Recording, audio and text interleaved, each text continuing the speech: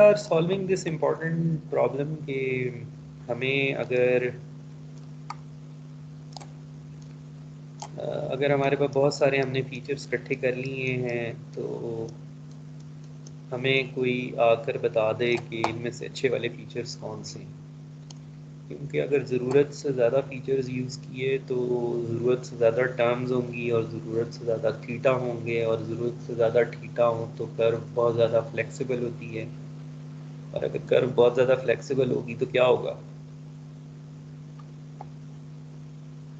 क्या होता है जब कर्व बहुत ज़्यादा फ्लेक्सिबल होती है? Over fitting. तो हमने इतनी सारी वो जो पूरी हमने एक ब्लॉक डायग्राम बनाई हुई है उसमें इतने सारी हमने चीज़ें ट्राई करनी है टू फिगर आउट अल्फ़ा ठीक है, लैम्डा ठीक है, तो बहुत सारी आइट्रेशंस हैं। तो अगर फीचर्स भी बहुत ज़्यादा बढ़ गए हैं तो फिर एक आइट्रेशन और बढ़ गई है। तो अगर 1000 फीचर्स हैं तो फिर किस फीचर को निकालें, एक को निकालें दूसरे को निकालें, तो बहुत ज़्यादा कॉम्बिनेशन हैं। तो इसका फिर हमने लास्ट टाइम ये डिसाइड किया था कि we will make a covariance matrix. तो अगर मेरे पास 10 फीचर्स हैं ना तो मेरे पास 10x10 की एक मैट्रिक्स बनेगी और उसका फॉर्मूला इस मैट्रिक्स के हर बॉक्स में जो हमने वैल्यू एंटर करनी है ना उसका फॉर्मूला हमने देख लिया था, वो वेरिएंस वाला ही है। अगर तो वो नंबर बड़ा है तो उसका क्या मतलब है और नंबर छोटा है तो उसका क्या मतलब है। अगर ये नंबर 1 है या ये नंबर, सॉरी इसको तो 1 नहीं करता, इसको छोड़, अगर ये नंबर 1 है और ये नंबर -1 है तो इसका क्या मतलब है।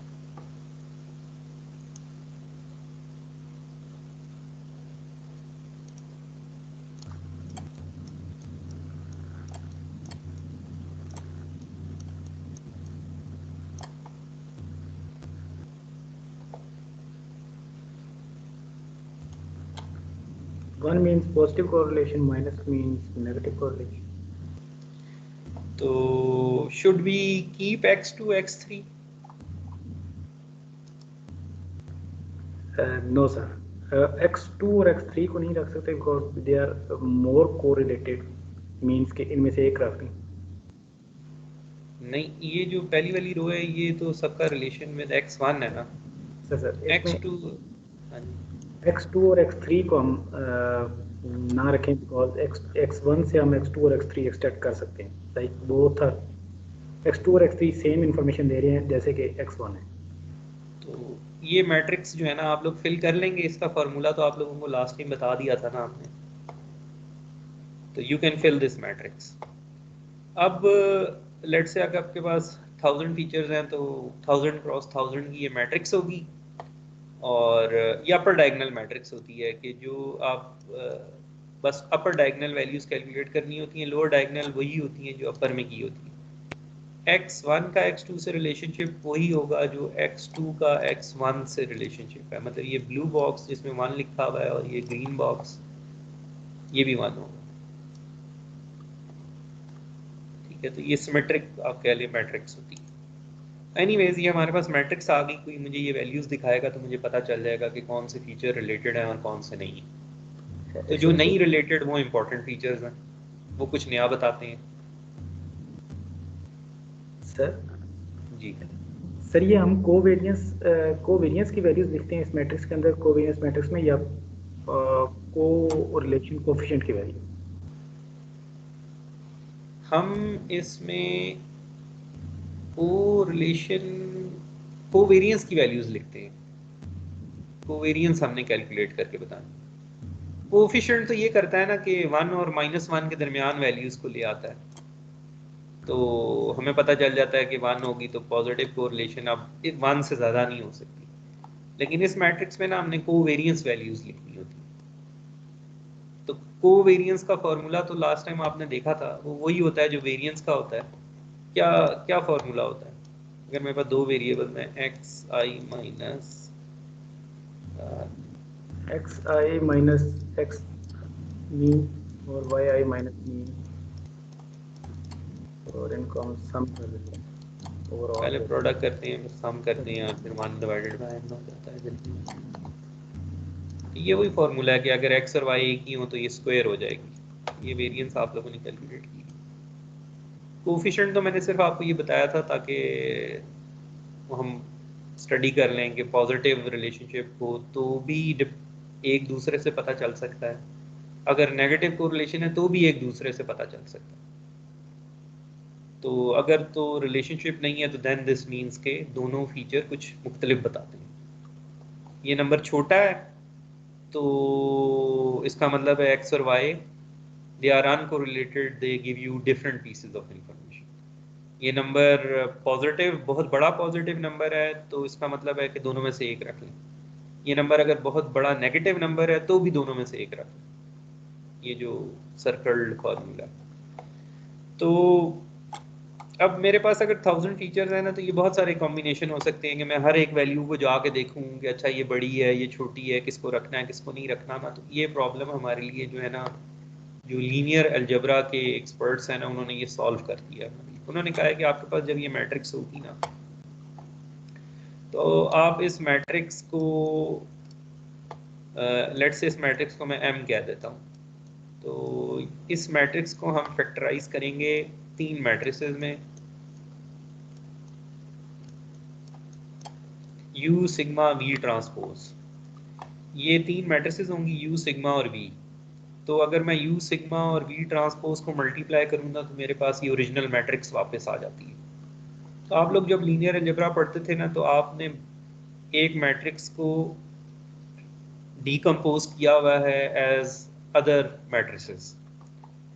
तो आप लोगों ने ना आइगन वैल्यूज पढ़ी होंगी, वो कोई तरीका होता था। तो ये जो यू मैट्रिक्स है ना, बेसिकली ये आइगन वेक्टर्स हैं, इसकी कॉलम्स जो है ना वो आइगन वेक्टर होते हैं। ये जो सिग्मा मैट्रिक्स होती है ये बेसिकली डायगोनल मैट्रिक्स होती है कि ऑफ डायगोनल वैल्यूज जीरो होंगी। डायगोनल पे जीरो नॉन जीरो वैल्यूज हो सकती है। तो ये जो डायगोनल पे वैल्यूज है ना ये आइगन वैल्यूज है। और ये जो वी ट्रांसपोज है, बेसिकली ट्रांसपोज किया हुआ है तो रोज मैं लिख रहा हूँ, तो ये भी आइगन वेक्टर ही होते हैं। तो बेसिकली आपके पास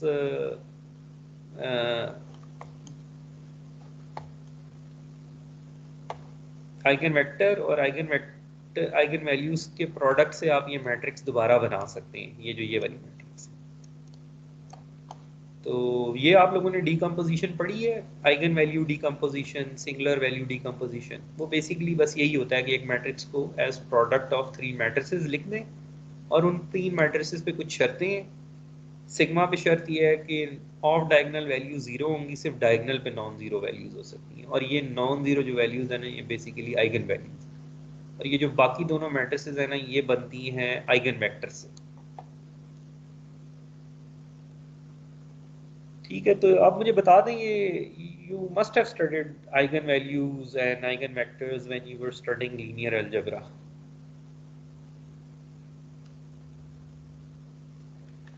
तो हमारा अभी एम ये नहीं है कि हम आइगन वैल्यूज और आइगन वेक्टर्स कैलकुलेट करें। हम सॉफ्टवेयर को यूज करेंगे और वो हमें ना आइगन वैल्यूज और आइगन वेक्टर्स बता देगा।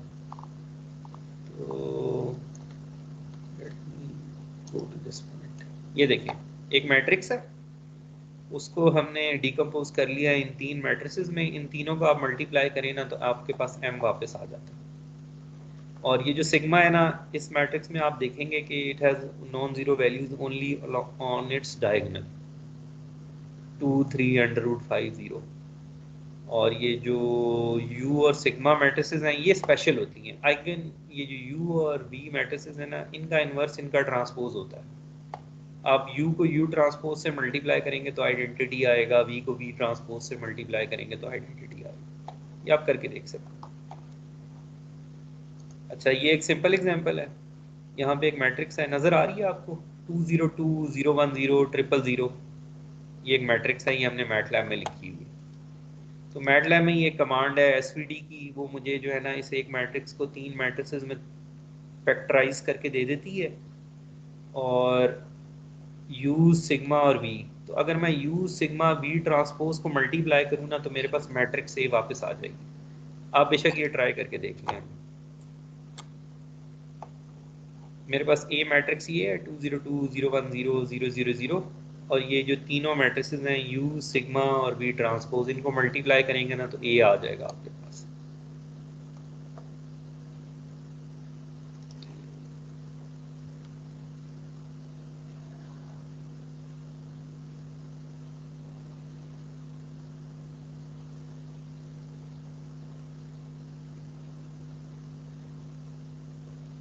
ठीक है, कर लिया आप सबने? कोई क्वेश्चन है तो पूछ ले मेरे से।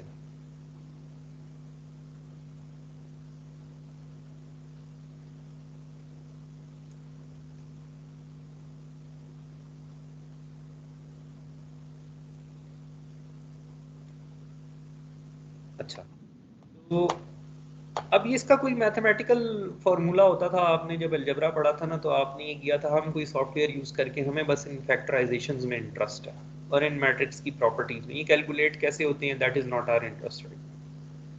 तो अब हमारे स्टेप्स क्या होंगे ये मैं यहाँ बना देता हूँ। लेट्स से ये हमारी जो कोवेरियंस मैट्रिक्स थी ना वो 10 क्रॉस 10 था। ये 10 क्रॉस 10 किस केस में होगी? जब हमारे पास कितने फीचर हैं? 10 10 फीचर। ठीक है, तो 10 फीचर हैं, तो ये जो होता है ना, ये लेट्स से ये मैट्रिक्स है, इधर मैं दोबारा बना देता हूँ, m is equals to u sigma v transpose. तो ये 10 क्रॉस 10 की एक मैट्रिक्स है, ये मैट्रिक्स होगी 10 क्रॉस 10 की, ये भी मैट्रिक्स 10 क्रॉस 10 की होगी, और ये भी मैट्रिक्स 10 क्रॉस 10 की होगी। इन तीनों मैट्रिक्सेस को मल्टीप्लाई करें ना तो रिजल्ट भी 10 क्रॉस 10। ये आप देख लें यहाँ पे ना, ये हमने 3 क्रॉस 3 एक मैट्रिक्स को फैक्टराइज किया तो तीनों जो निकली है ना वो 3 क्रॉस 3। ज़रूरी नहीं है कि ए का वही यू सिग्मा और बी का वही साइज हो जो मैट्रिक्स ए या एम जिसको हम कह रहे हैं वही हो। यहाँ पे मैंने एक और एग्जांपल दी है जहाँ एम का साइज कुछ और है और यू सिग्मा और बी ट्रांसपोज के साइज कुछ और। एनीवेज, जब आप इन तीनों मैट्रिसेस को मल्टीप्लाई करेंगे ना तो आएगा आपके पास एम ही वापस, ओरिजिनल मैट्रिक्स। तो हमारे केस में तो स्क्वायर ही मैट्रिक्स है ना, इधर तो बनी हुई है रेक्टेंगल, 4 रोज 5 कॉलम्स। हमारे केस में जो कोवेरियंस मैट्रिक्स बनेगी वो हमेशा स्क्वायर मैट्रिक्स होगी। 11 फीचर हैं तो 11 क्रॉस 11, 20 हैं तो 20 क्रॉस 20, 3 है तो 3 क्रॉस 3। तो अब हमें जो लीनियर अलजेब्रा के एक्सपर्ट्स हैं ना वो कहते हैं कि अच्छा आप यूं करें,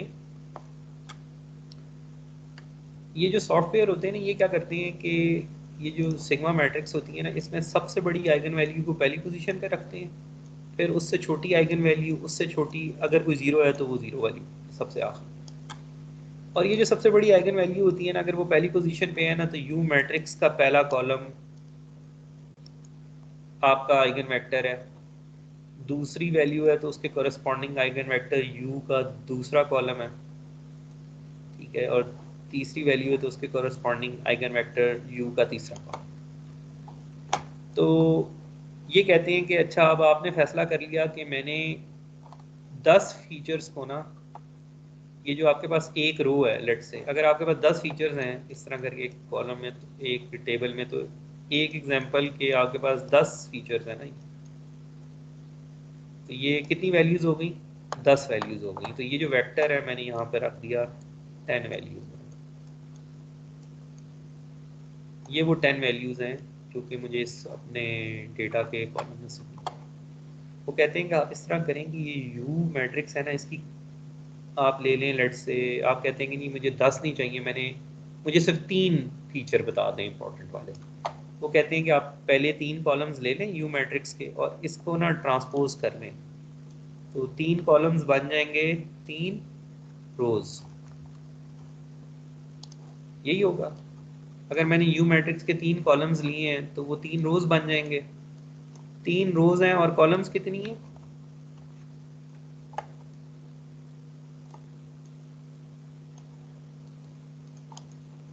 3 रोज हैं और कॉलम्स कितनी है? 10।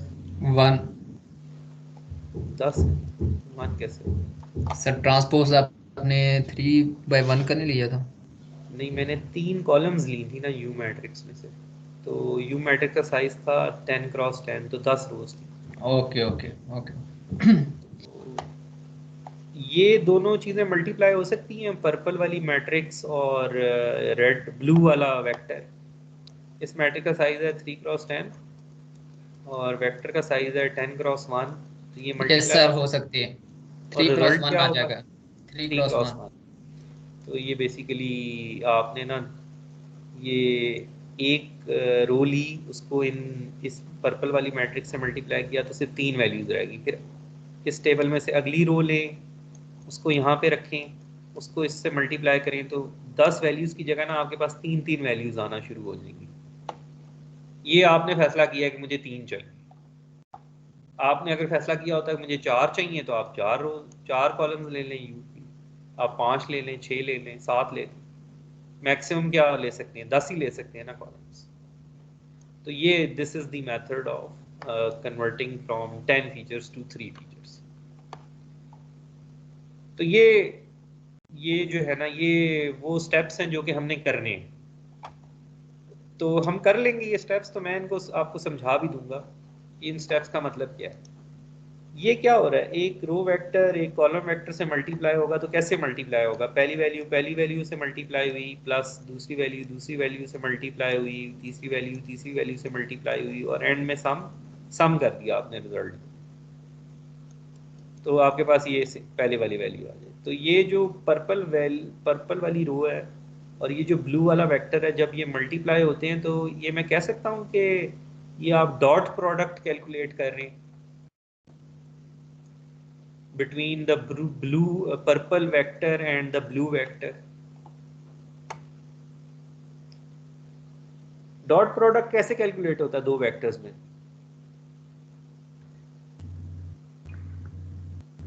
करस्पॉन्डिंग एलिमेंट्स को मल्टीप्लाई करते हैं और ऐड कर लेते हैं। और ये रो और ये कॉलम मल्टीप्लाई होगी तो वही ऑपरेशन होगा जो डॉट प्रोडक्ट में होता है। सर इट्स सेम, लाइक पहले का आप ट्रांसपोज लेके मल्टीप्लाई कर दें तो सेम चीज। तो इसका मतलब ये है कि बेसिकली हम हमारे पास वो आपको याद होगा, मैंने एक एक्सेस बनाया था, एक मिनट में फिर से बनाता हूँ। मैंने एक एक्सेस बनाया था और हमने पॉइंट्स यूँ रखे थे और हमने कहा था कि पॉइंट्स तो वही रहेंगे, हमें कोई ये वाली एक्सेस बता दे नई वाली। तो अगर हमें कोई नई वाली एक्सेस बता देता और इस एक्सेस पे हम उसकी वैल्यू कैलकुलेट करनी होती तो हम कैसे करते? हम इस काले वाले वेक्टर का डॉट प्रोडक्ट लेते रेड वाले वेक्टर के साथ। यही करना था ना, इस रेड वाली एक्सेस पे अगर आपने वैल्यूज कैलकुलेट करनी तो आपके पास नई वैल्यू आ जाती। तो बेसिकली ये जो आइगन वेक्टर्स है ना, ये वो आपकी नई वाली एक्सेस है। ये पहले वाले एक्सेस का डायरेक्शन वेक्टर है, ये उसके ऑर्थोगोनल का अगला वाला वेक्टर है और ये उससे ऑर्थोगोनल का अगला वाला वेक्टर है। तो you are projecting your data point which is 10x1 first onto the first axis, then onto the next axis and then onto the next axis. तो अब आपकी मर्जी है, आप 10 डायमेंशनल वेक्टर को आप 10 के 10 वेक्टर यूज कर लें यू में, तो आपके पास 10 नई वैल्यूज आ जाएंगी। तो आप देखेंगे कि जो 10 नई वैल्यूज आई हैं उनमें से 10 नई जो कॉलम्स आई हैं उनमें से बहुत सारी कॉलम में छोटी छोटी वैल्यूज आ रही हैं। अगर फॉर एग्जांपल ये 2D की केस देखें, इनकी प्रोजेक्शन, इन पॉइंट्स की projection on this green axis will be, ये ब्लैक वाले वेक्टर का डॉट प्रोडक्ट अगर मैं लूँ ग्रीन वाले से तो क्या होगा? तकरीबन ऑर्थोगोनल हैं ये दोनों वेक्टर्स, तो answer will be close to 0।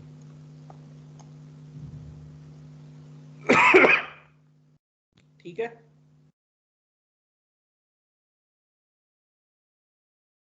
तो दिस इज जस्ट, ये हमें जो लीनियर अलजेब्रा वाले हैं ना उन्होंने हमें बता दिया क्या करना है। वो कहते हैं आप कोवेरियंस मैट्रिक्स बना के जब उसकी आइगन वैल्यूज और आइगन वेक्टर्स निकालेंगे ना, तो ये जो आइगन वेक्टर्स हैं ना, they are the direction vectors of your new coordinate system.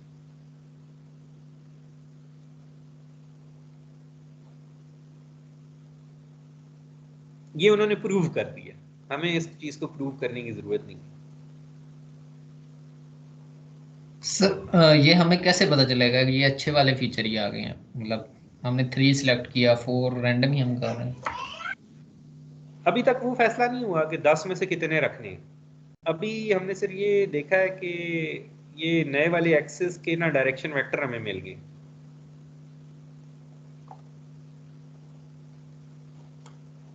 तो ये हमें using this singular value decomposition, ये जो भी लीनियर अलजेब्रा की ट्रिक थी ना, उससे हमें ये बात पता चल गई है। अभी तक सिर्फ ये हमने किया। तो ये आप लोग कर लेंगे, मतलब अगर आपको डेटा दिया हो तो आपको वेरिएंस मैट्रिक्स बनाकर ये जो भी लीनियर अलजेब्रा का मेथड होता है आइगन वैल्यूज और आइगन वेक्टर निकालने वाला, उससे ये यू सिग्मा वी ट्रांसपोज निकाल लें, और u के जो कॉलम्स है ना वो आपके नए कोऑर्डिनेट सिस्टम के डायरेक्शन वेक्टर्स हैं। तो अब आप अपना पुराना डेटा पॉइंट प्रोजेक्ट कर दें, पहले एक्सिस पे, दूसरे पे, तीसरे पे। वो बेसिकली ये जो हम u की कॉलम्स को लेके रोज बना के लाइट ब्लू वाले से डॉट प्रोडक्ट ले रहे हैं, basically we are projecting this blue vector on to the first axis, then we are projecting the blue vector onto the second axis, and then we are projecting the blue vector onto the third axis. At most I can project it on 10 axis.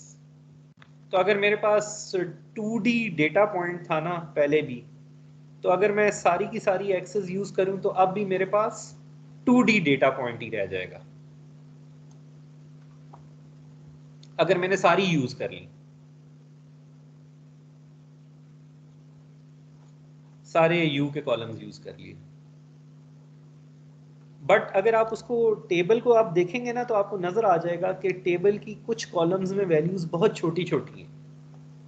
अब आपको clearly नजर आ रहा है कि कौन सी column है जिसको मैंने ड्रॉप करना है। एक आपके पास ऑप्शन थी कि आप कोवेरियंस मैट्रिक्स को देखें, खुद फैसला करें x2 रखना है, x3 रखना है। फिर ये सारी आइगन वैल्यू डिकम्पोजिशन करने के बाद हमारे पास ये जो u वेक्टर आए, इन पे हम एक पॉइंट को हमने इन सारे वेक्टर्स पे प्रोजेक्ट किया, तो हमारे पास जो चीज़ आई वो बेसिकली नए वाले कोऑर्डिनेट सिस्टम पे हमने प्रोजेक्ट कर दी। तो अब दूसरी चॉइस ये है कि हम इस टेबल को जाकर देख लें कि इसमें कौन सी वैल्यूज हैं जो कि छोटी छोटी हैं। तो ये भी ठीक है, लेकिन हम इससे भी एक स्टेप आगे जाते हैं कि हमें ये भी ना करना पड़े कि हमें ये टेबल देखना पड़े। वो अभी हम आते हैं कि हमें ऑटोमेटिकली पता चल जाए कि यू की कितनी कॉलम्स लेनी है। For now my question to you is कि ये स्टेप्स आपको समझ में आ गए?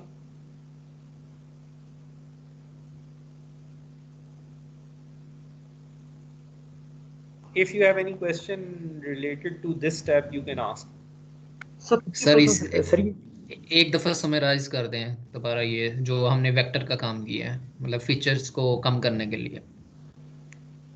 हाँ, ये इसके लिए मैं आप लोगों को सजेस्ट करूँगा कि आप ना कल when you come for the lecture ना, तो आप ज़रा विकीपीडिया पे जाके ना ये आइगन वैल्यू या सिंगुलर वैल्यू डिकम्पोजिशन देख लीजिएगा, और इन मैटलैब और in Python convert any matrix into these 3 matrices. ये जब आप कर लेंगे ना तो कल फिर we will continue from here, ये जो इसके बाद वाले स्टेप्स हैं। तो इसके बाद कुछ रह नहीं गया पीछे, बस वी आर ऑलमोस्ट डन। तो वी विल डिस्कस के व्हाट आर द रिमेनिंग जो चीज़ें रह गई। तो we will cover these points again tomorrow. I requested you to revise your eigen value decomposition, ये मैंने आपको पिछली दफ़ा भी कहा था, तो आप ये ज़रूर देख लीजिएगा। तो it will help you better understand कि कैसे होगा काम।